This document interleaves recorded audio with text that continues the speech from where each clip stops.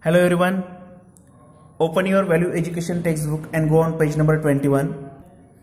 Dear friends, in this video we are going to start our fourth lesson, and that is fellow feeling. One who considers another's sorrow as one's own is truly near God. This line is taken from Narsi Mehta's poetry. Narsi Mehta की poetry में से ली हुई ये line है. And what is the meaning of this line? One who considers another's sorrow as one's own is truly near God. जो दूसरों के दुख को अपना दुख मानते हैं वो सच में भगवान के पास होते हैं, ईश्वर के पास होते हैं. This line is written by Narsi Mehta. Who was Narsi Mehta? Narsi Mehta, also known as Narsi Bhagat. He was the great Vaishnav saint of 15th century from Gujarat. His bhajan Vaishnav Janto was the favorite bhajan of father of nation Mahatma Gandhi ji.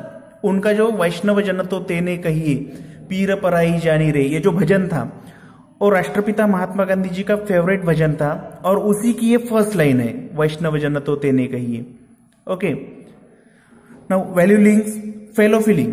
Fellow feeling means सहानुभूति, दूसरों के प्रति सहानुभूति. Secularism, धर्मनिरपेक्षता.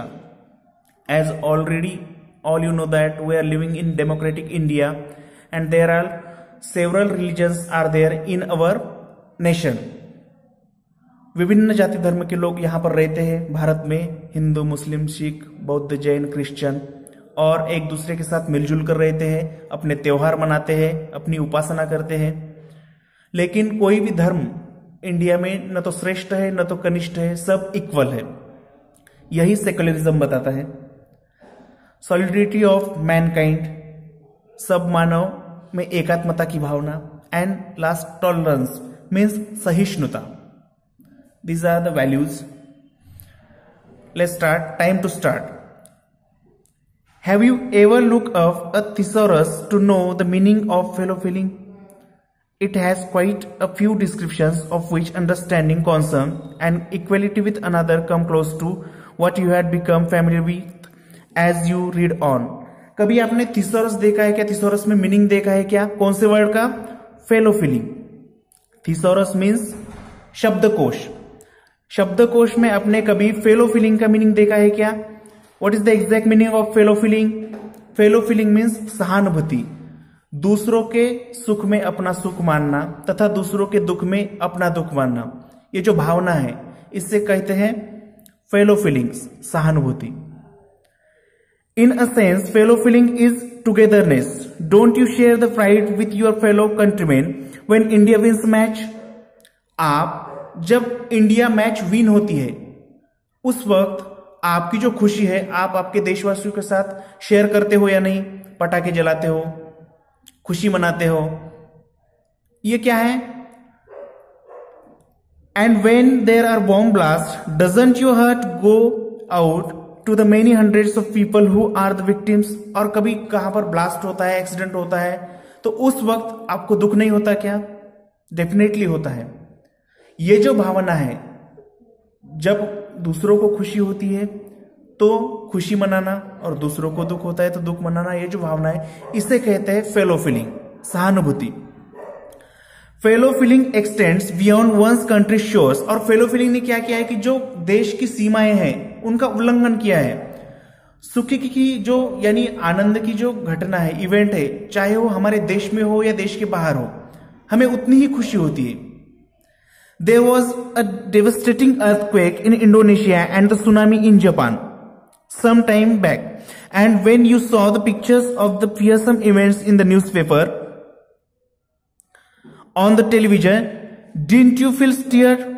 जब कुछ दिन पहले की एक एग्जांपल है, कुछ दिन पहले इंडोनेशिया में अर्थक्वेक हुआ था, भूकंप. उसमें बहुत सारे लोगों की मृत्यु हो गई थी. और जापान में सुनामी आई थी, वहां पर बहुत सारे लोगों की मृत्यु तो हुई थी और पैसों की भी बहुत हानि हुई थी. तो उस वक्त जो आपने न्यूज़पेपर में पढ़ा, वो न्यूज पढ़ी, इसके अलावा टेलीविजन पर आपने वो न्यूज देखी, तो उस वक्त आपको बुरा नहीं लगा क्या? लगा. सैड एंड वरिंग आपको चिंता नहीं हुई क्या, दुख नहीं हुआ क्या? डेफिनेटली हुआ. All this feelings are expressions of how deeply we sympathise with others in their suffering and how much we want to reach out to help in whatever way we can. और जब दूसरों को दुख होता है तो हम उनके प्रति सहानुभूति व्यक्त करते हैं, दूसरों को खुशी होती है तो उस वक्त हम अपनी खुशी मनाते. हम इंडिया के मैच में क्रिकेट खेलने के लिए नहीं जाते, लेकिन जब मैच इंडिया विन होता है तो उस वक्त हमें उतनी ही खुशी होती जितनी वहां पर प्लेयर्स को होती है. ये कौन सी भावना है? ये फेलो फीलिंग की भावना है, इमोशन से. जब अर्थक्वेक कहां पर होता है वहां पर मृत्यु हानि होती है, लोगों की मृत्यु होती है, तो उस वक्त उनको जो दुख होता है वही दुख हमें महसूस होता है. Fellow feeling has no boundaries. सहानुभूति के लिए बाउंड्री, कोई सीमा नहीं है. For it extends to all rich और पुअर बियॉन्ड कास्ट, रिलीजन्स और कंट्री. श्रीमंत, गरीब, जाति, धर्म, देश, इसका कोई भी भेद सहानुभूति की भावना को रुका नहीं सकता. The first story tells you of two great women selfless in the struggle as determined fighters for a cause that affected the freedom of several others. One is still not at come to many. The other is well known both as the fighter of the cause as well as the wife of Mahatma Gandhi. आज हम दो story देखने वाले. उसमें से first story है दो महिलाओं की, जिनमें से एक वेल नोन नहीं है, आज तक अननोन है हमारे लिए, और एक जो है वो महात्मा गांधी जी की मिसेज जिनका नाम है कस्तूरबा गांधी. उनकी स्टोरी है. Both women travel the road together in far away south Africa. और महात्मा गांधी जी के साथ दोनों ने भी साउथ अफ्रीका में ट्रेवलिंग की है. उनकी एक स्टोरी हमें देखनी है इस लेसन में.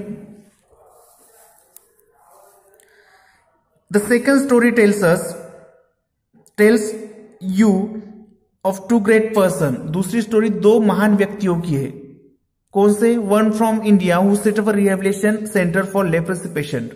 एक व्यक्ति ऐसा है जिन्होंने भारत में लेप्रेसी मीन्स कुष्ठ रोग, लेप्रेसी पेशेंट के लिए रिहेबिलिटेशन कैंप सेंटर का निर्माण किया, जिनका नाम है मुरलीधर देवीदास आमटे, जिनको हम बाबा आमटे के नाम से जानते हैं, जो कि हमारे चंद्रपुर डिस्ट्रिक्ट में वरोरा तालुका है. वहां पर उनका आनंदवन नाम का एक प्लेस है, रिहेबिलिटेशन सेंटर है, जहां पर लेप्रेसी पेशेंट को रखा जाता है, उन पर ट्रीटमेंट की जाती है और उनको क्योर करके घर भेजा जाता है. उनकी story. And the other a Canadian and amputee who dedicate his life to raise funds for cancer treatment. और दूसरे डॉक्टर हैं कैनेडियन डॉक्टर, जिन्होंने कैंसर के ट्रीटमेंट के लिए फंड कलेक्ट करने के लिए अपना जीवन समर्पित किया. These two stories we have to see in another coming two videos. Okay friends, thank you. We will see that two story in coming videos. Thank you.